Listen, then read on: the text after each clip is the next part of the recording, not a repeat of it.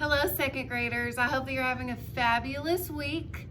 Before I begin my lesson today, there are a few things that you need to get ready. So I'm going to let you know about those things, and then you can push pause on the video and go grab those before you continue. So we're doing a mentor sentence, and it's actually the same one that was in your paper packet from last week. The reason that I chose to do the same one is so that you would be a little bit more familiar with it and you'd be able to dig even deeper into our sentence and learn more about it. You have a paper copy. If you want to grab that, that would be great. I've also sent you a copy of that to your Google Classroom. It should be titled Mentor Sentence April 20th. And if you just click on that, you can open it and type in your answers. And then if you are using your paper copy, you will need a pencil. So before you continue with this video, go grab those things, push pause, and then come on back. Okay, so our mentor sentence this week is a quote by Maya Angelou, and I'm going to read it for you. It says, "You will face many defeats in life, but never let yourself be defeated." So before we begin our main lesson, I want to talk about what you did on Monday. So on Monday, your assignment was to do what we usually do on Mondays with our mentor sentence, which is to just observe, notice, and write down anything that you notice about our sentence. So let's take a look at this sentence one more time. You will face many defeats in life, but never let yourself be defeated. So I've taken a look at some of your responses on day one of your observations, and usually the first thing you guys tell me is what kind of sentence our mentor sentence is. So the first thing that I look at when I'm trying to figure that out is the end mark, because our punctuation is going to give us a big hint as to what type of sentence we're looking at. So what type of punctuation is at the end of my sentence? I hope you said a period. You're right, it is. So really there's only two options that we have. It can either be a declarative sentence, which makes a statement or declares something, or the other type of sentence that uses a period is an imperative sentence. But this is different because this is a command. It's telling us to do something. So ask yourself, is our sentence just stating a fact, stating something, or is it commanding us to do something? Let's take a second and think about that. Is our sentence declarative or imperative? Most of you told me that this sentence is a declarative sentence. It's not commanding us to do anything. So I'm going to put my imperative back up here. I'm going to say that this sentence is a declarative sentence because it is making a statement or declaring something. So something else that you guys found was a word that you didn't know what it meant. And the word that I noticed that some of you didn't know what it meant was this word right here. So I'm going to circle it. And it's pretty important that we learn the meaning of that word because I see the main part of this word in another word in the sentence later. So it's probably important that we know what it means. So when I'm trying to figure out what a word means in a sentence, the first thing I do is try to understand what it says, how it's pronounced. So what I've done first is I've broken up this word into each phoneme, each sound. We do this all the time in our phonics lessons. We break apart a word, kind of like in math, and we can break apart a number. We can do the same thing with words. So what I've done is I've broken it up into each sound. D, e, f, e. We've learned that EA is a vowel team that comes together to say the long E. So now I know each sound in the word. And my next step is to look at this word and see if there's any part in there that I've maybe seen before or if I know a meaning. Now this part right here, f, e, t, eat. I've heard the word feet before, haven't you? We use that all the time, like feet, my feet that I have at the bottom of my legs. But I also know that that's not how that type of feet is spelled. That type of feet is F-E-E-T.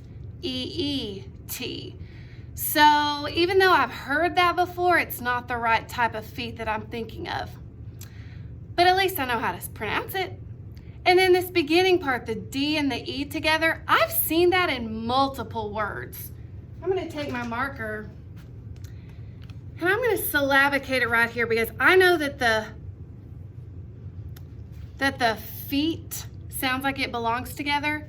And I've seen DE come together as a prefix in several words, like destroy, decide, deploy.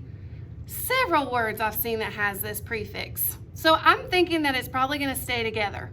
So now I'm going to put them together, but before I do, I notice that I have an ending. It's an S, which usually means it's either more than one. So let's put this word together. Defeats. Now the reason I pronounce this as D is because when we syllabicate it after a vowel, we always pronounce it the long way. So defeats, defeats. So now I know how to pronounce it. Now I just got to figure out what it means. So I'm going to tell you that defeat is another word for a loss or a fail. Kind of like in a football game, if your team has a loss, then you have a defeat. It is the opposite of a win. So I want you guys to help me finish my sentence.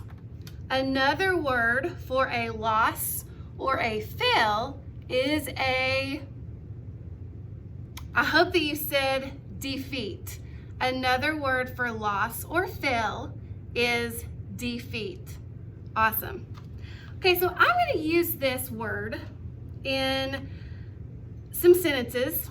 And what I want you to do is I want you to give me a thumbs up if I've used it correctly and a thumbs down if I've used it incorrectly, if I didn't use it right.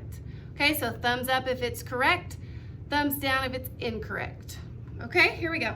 And we know that defeat means a loss or a fail, the opposite of a win. Okay, here we go. I was very upset at the football team's defeat. Did I use that correctly? I did, because the opposite of a win is a defeat. And so if my football team lost, I would be upset. We won a medal for our defeat. I didn't use that word correctly, did I? Normally, if you have a loss, you usually don't win a medal for that. How about this one? Even when I have a defeat, I will keep trying.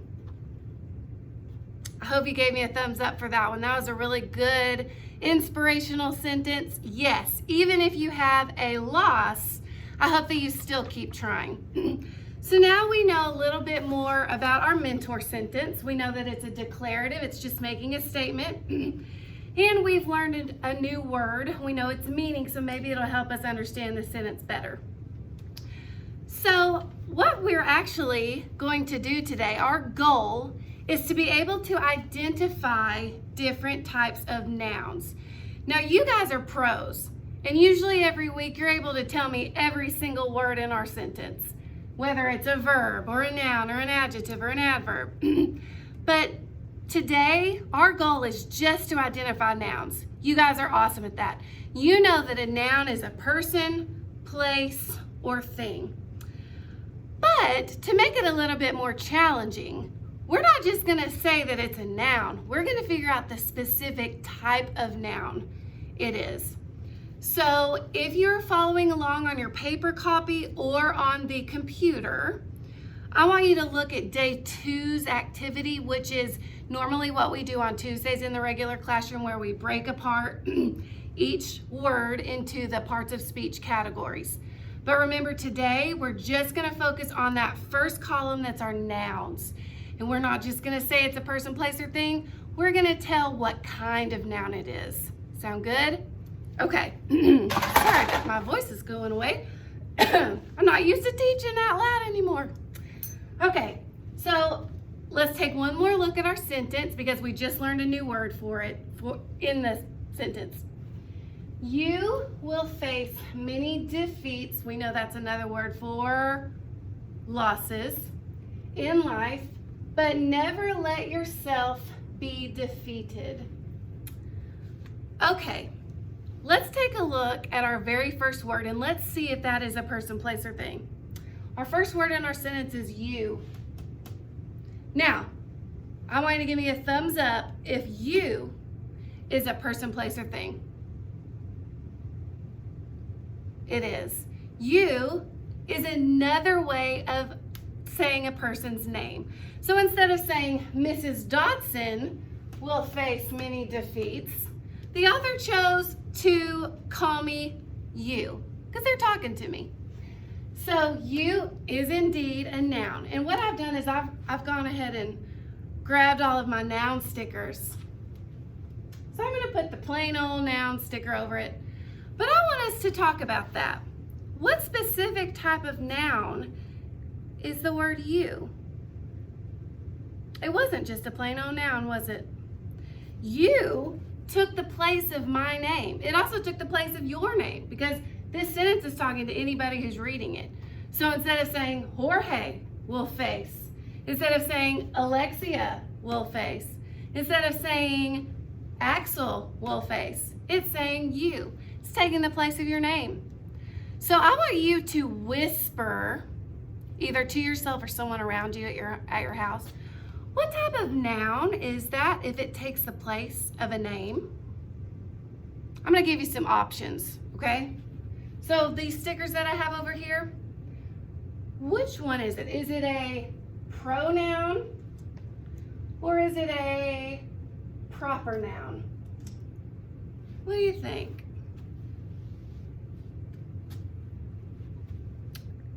I hope that you said it is a pronoun because it takes the place of your name. This proper noun, do you remember what we do every time we say proper? We do this, proper, because when there's an important name, we have to capitalize it. So it's not a proper noun because we don't have to capitalize you. The reason it's capitalized right now is because it's the beginning of the sentence. So it's not proper. It is indeed a pronoun. Awesome. Let's look at our next word and see if it's a noun. Will. You will. Thumbs up if it's a person, place, or thing. I hope they gave me a thumbs down because will, I've noticed before in previous sentences we've done, I see will usually attached to a verb, an action. And that usually tells me it's something that's going to happen in the future. It's a future tense verb. So let's see if that is what happens in this sentence. Will face. And we know that to be able to tell if it's a noun, it has to be a person, place, or thing. Is will face a person? No. Is it a place? No. Is it a thing? No. Now if face was in a different part of our sentence, maybe it might be talking about this face right here.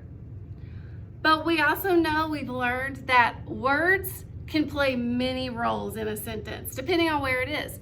Sometimes it can be a noun, sometimes it can be verbs, sometimes it can be an adjective. We just have to be very careful and observant to figure out what part of speech it is.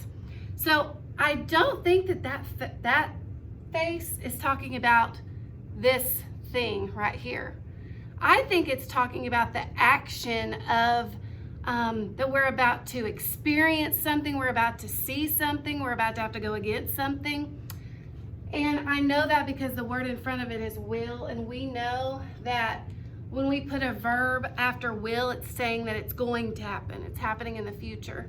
So will face is a future tense verb. So we've gotten rid of two words. They're not nouns. And I'm going to go ahead and tell you that we're looking for 3 more nouns. So let's keep looking. Let's see if we can find another one. You will face many. Is many a person? No. Is it a place? No. Is it a thing that I can hold in my hand? No. So we're going to skip over that word. How about the next one? You will face many defeats. Ooh, that's that word we just learned. And we learned that it meant, or how about you fill in the blank for me? Another word for loss or fail is a defeat. So you heard me say a defeat. Kind of like if I were to say a ball or a student or a teacher or a classroom. You usually see a in front of a person, place, or thing. So what do you think? Do you think in this sentence, defeats might be a person, place, or thing? I think you're right. I think defeats is a person, place, or thing because when we learned what it meant another word for a loss or a fail. So defeat is indeed a person, place, or thing. Is it a person? No. Is it a place? No. Is it a thing? Well, it's not something that I can put in my hand, but we've learned that some nouns aren't things that we can actually touch or feel or hear. Sometimes they're things that we can feel on the inside. And when I have a loss, I can feel it in here, can't you? You may not necessarily be able to see it, but you can feel it. So defeats is indeed a noun. So instead of just putting my plain old sticker in front of it, let's think about what Miss Dotson, I can't remember my name, what we circled at the end of defeats earlier. We circled an ending, and it was an S, which tells us that this noun is more than one. It's not just one loss, it's more than one loss. So what type of noun do we call that? Is it the same thing as you, a pronoun? Did it take the place of a name? No, it didn't take the place of a name.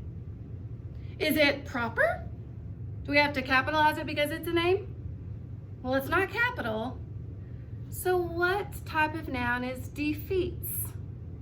I'm going to give you two options. Is it a common noun? Or is it a plural noun? I hope that you said plural because we had a hint. When we have more than one, we call that plural, meaning that there is more than one person, place, or thing. So I'm going to put the plural noun over this. Now, something that I hope that you're doing at home is if you have the paper copy, I hope that you're writing these words that we've labeled as nouns in your noun category, and that you're also doing what it says on there. So, every week when we have a specific type of noun, it may tell you to highlight it or underline it or box it. Make sure that you're doing that as we're going along. Okay, I'm gonna find one more noun with you, and then your challenge is going to be to find the other one, because I told you in the beginning that there are 4 nouns in this sentence, and we have found 2. So we're missing 2. So I'm gonna help you find one more, and then your challenge is to find the next one, okay? So let's keep going. You will face many defeats in life, but never let yourself be defeated. So we're looking for a person, place, or thing. In. Person, place, thing? I don't think so. What about life? Person, place, thing? Is life something that I can actually put in my hand like a marker? No. But what we just talked about, kind of like the word defeats, is that a noun doesn't necessarily have to be something that I can feel or see or hear or smell. It can be something that I feel on the inside. So think about this. Is life something that you can feel on the inside? I think so. I can tell that I'm alive, can't you? Can you tell that you're going through life right now? Yeah, so life is a thing. It's just not something that I can actually touch or hear or smell. So life is a noun. Now, does it take the place of a name like our you did in pronoun? No. Is it a plural noun? Does it mean more than one? Well, I don't see an S at the end, so I don't think so. So, we haven't talked about this a whole lot, but I'm going to show you one of my new stickers that is another specific type of noun, okay, that we can put on top of life. And it is this sticker, I'm going to put it really close, that says abstract noun. Now, we've talked about that just a little bit in my class, but not a whole lot. And basically what abstract noun means, that it's one of those nouns that you can't really see or feel or hear or smell. It's one of those things that you feel on the inside, that you know is there, but you can't really see it. It's not something that you can hold. So I'm gonna put this sticker, abstract noun, on top of life because it isn't something that I can actually see or feel like I would a marker. And we could have also put that abstract noun on defeats because we talked about that it wasn't something that I could actually put in my hand. All right, your challenge, boys and girls, is to find my last noun.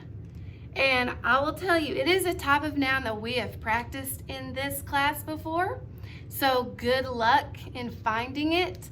I hope that you've enjoyed your noun lessons today, and I hope that you will complete the rest of the parts of speech categories like we do on Tuesdays. But your main challenge is to find that final noun in my sentence. And then I believe on day 4, you are to create your own sentence. And I know that your teacher would love to see what sentence you come up with. So I hope that you share those with us. I hope that you have a fabulous rest of the day. I miss you. Hope you have a great day.